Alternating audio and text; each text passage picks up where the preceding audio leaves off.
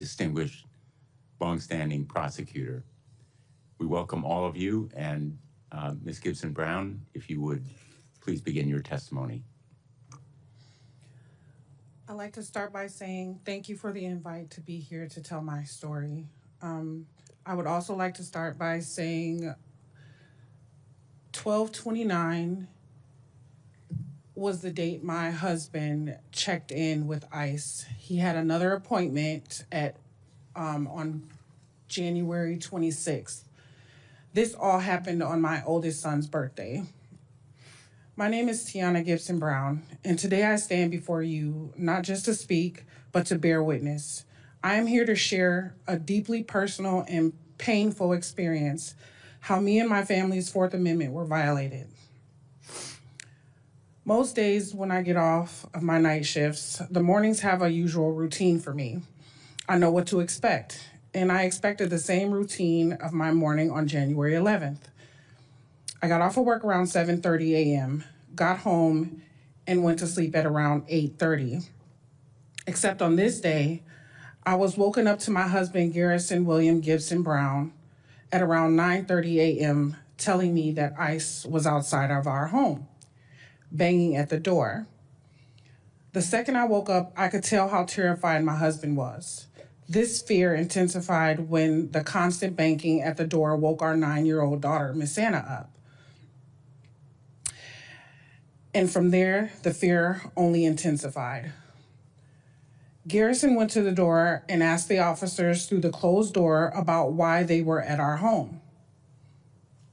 Followed with this, he asked them if they had a warrant.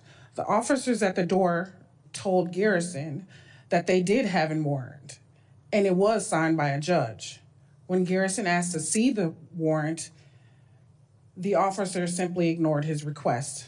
Although my husband and I may not be experts in the legality of some situations, we are aware of the fundamentals and understood how the Fourth Amendment shielded us from arbitrary government searches and seizures. Given this, my husband repeatedly requested to see the warrant. The circumstances outside of our home only intensified. We knew our rights, though. We knew no one could just barge into our homes without a warrant because this space was ours. The officers started surrounding our property.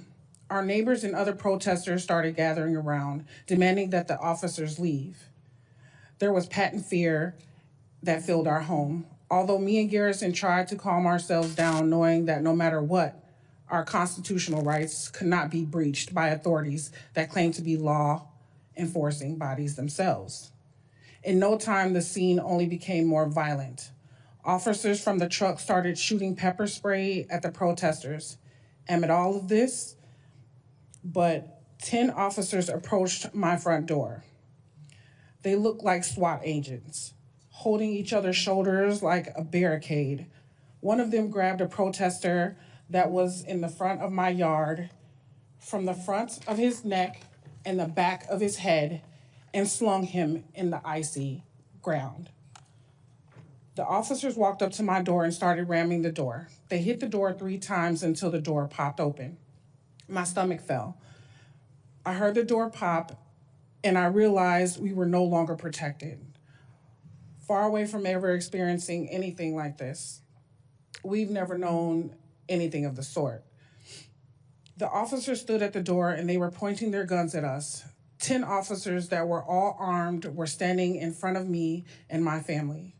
Words can never be sufficient for me to portray what sorts of horror we felt in this moment.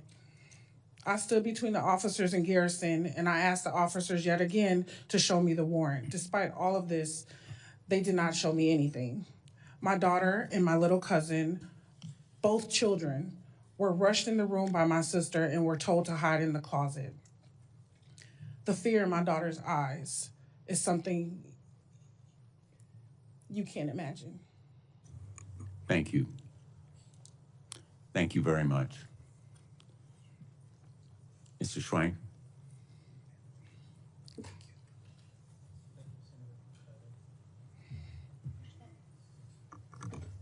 Thank you, Senator. Thank you, Senator Blumenthal, Representative Garcia, members of the committee. My name is Ryan Schwank.